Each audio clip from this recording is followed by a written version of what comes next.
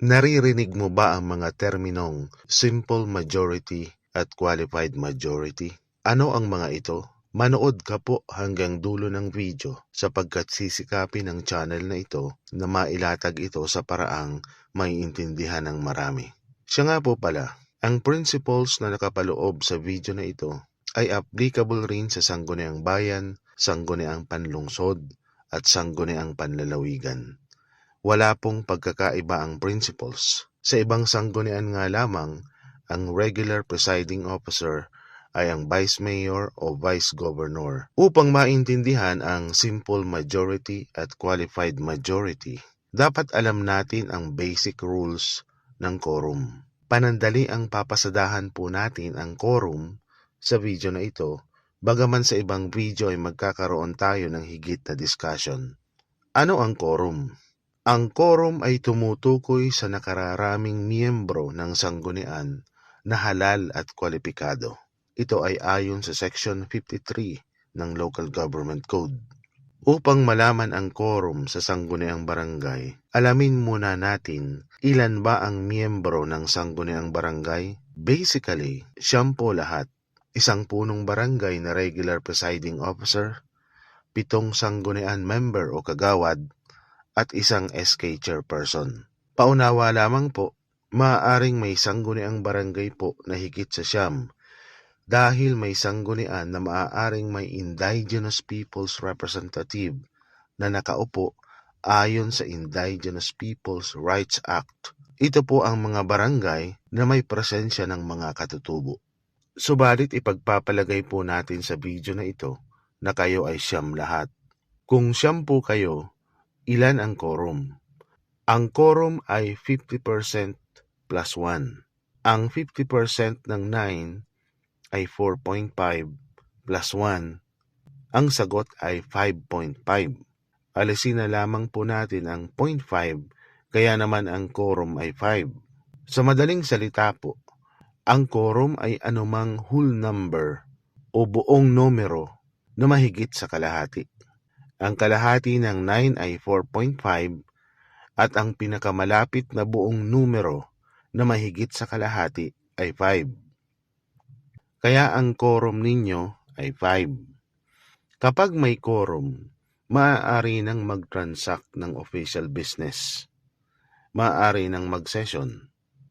Tandaan po natin na sa kwentada ng quorum, kasama ang punong barangay sapagkat siya ay miyembro rin ng sangguniang barangay. Ipagpalagay po natin na dumating na ang punong barangay at 4 na miyembro sa barangay hall, samantalang ang iba pa ay absent o hindi pa dumarating. Subalit oras na upang mag-session. 5 na po sila kasama ang punong barangay kung kaya naman magkakaroon na ng quorum. Ang 5 ay majority ng 9 na kasama si kapitan. Paalala lamang po, ang barangay treasurer at barangay secretary ay hindi mga miyembro ng sangguniang barangay, bagaman mahalaga ang kanilang ginagampanan. Ipagpalagay po natin na nagsimula na nga silang 5 na mag-session. Si kapitan ang presiding officer na nasa unahan at may 4 na miyembro sa floor. Ilan ang minimum na kailangang bumoto upang maipasa ang isang resolution o karaniwang ordinansa? 3 po ang kailangan. Dahil ang 3 ang majority o nakararami ng 4 na miyembro sa floor. Sa kwentada po ng bilang tungkol sa aksyon ng sanggunian, hindi po kasama si kapitan o ang regular presiding officer dahil makakasama lamang ang kanyang boto kung may deadlock o tie.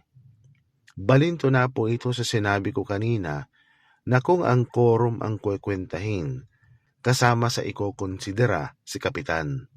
Ang 3 pong ito ang tinatawag na simple majority.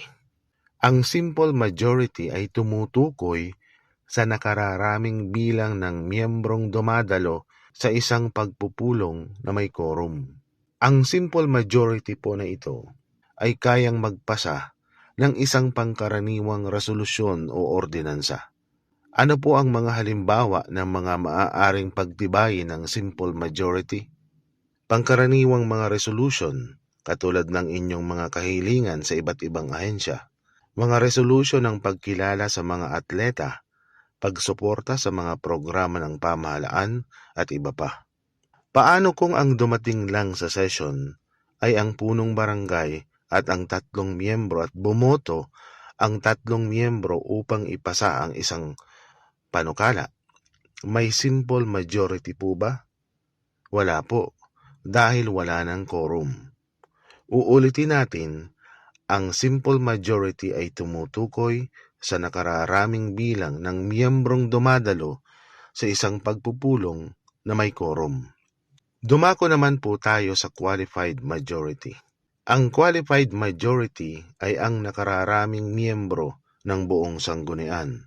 Dahil ang sanggunian ay may 9 na miyembro, ang qualified majority ay 5. Laging kasama ang lahat ng 9 na miyembro sa kwentada kahit ang ilan sa kanila ay absent upang malaman ang qualified majority na 5. Magbigay po tayo ng halimbawa. Gawin nating halimbawa ang ibinigay ko kanina.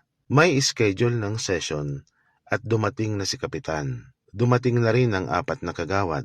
May quorum na po, hindi ba? Dahil 5 na sila. Kaya naman nagsimula na ang session. Si Kapitan ang nasa unahan bilang regular presiding officer, samantalang ang 4 na kagawad ang nasa floor. Sabihin natin na ng araw na iyon ay nais ninyong ipasa ang ordinansa para sa annual budget ng barangay.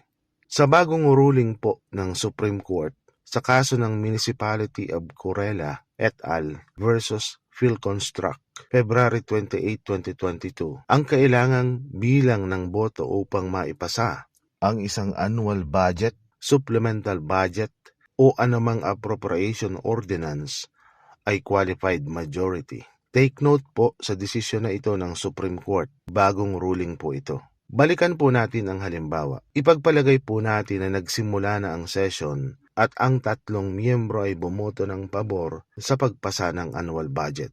Kaya po ba nilang ipasa? Hindi po, dahil 3 lang ang bumoto at ito ay simple majority lamang. Ang dapat bumoto ng pabor ay 5 dahil ang kailangan ay qualified majority upang ipasa ang annual budget.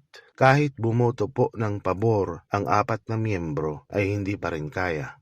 Hindi naman po pwedeng isama ang boto ng punong barangay dahil hindi naman siya maaaring bumoto dahil wala namang tie. Kaya naman sa attendance na nabanggit ay hindi maipapasa ang annual budget. Ang kailangan ay may humabol na miyembro o dumating sa session at bumoto ng pabor upang maging 5 upang maipasa ang annual budget. Kaya nga po may pagkakataon na hindi na ipapasa ang annual budget ng sanggunian kapag may mga tumututol at hindi kaya ng bilang ng mga pabor sa pagpasa ang botong 5 o qualified majority. Kung pipilitin po ninyong pagtibayin ang budget nang hindi naaabot ang qualified majority, ay maaaring ideklarang walang bisa ang budget. Kung kasama ka sa boboto ng pabor at alam mong kulang kayo sa 5 papabor, ang practical na pwedeng gawin ay kumbinsihin ang ibang tututol bago pa ang session upang sa division of the house ay maabot ang qualified majority.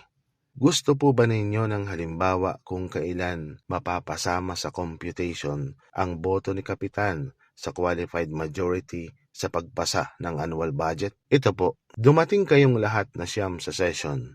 Nasa unahan si Kapitan bilang presiding officer at 8 kayong miyembro.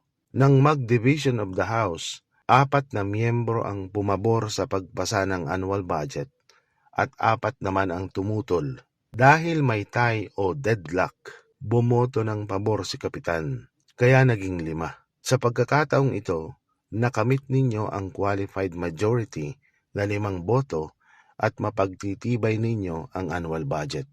Kung may natutunan po kayong kaalaman sa video na ito, hinihiling ko po na mag-subscribe kayo sa channel na ito, mag-like at mag-share.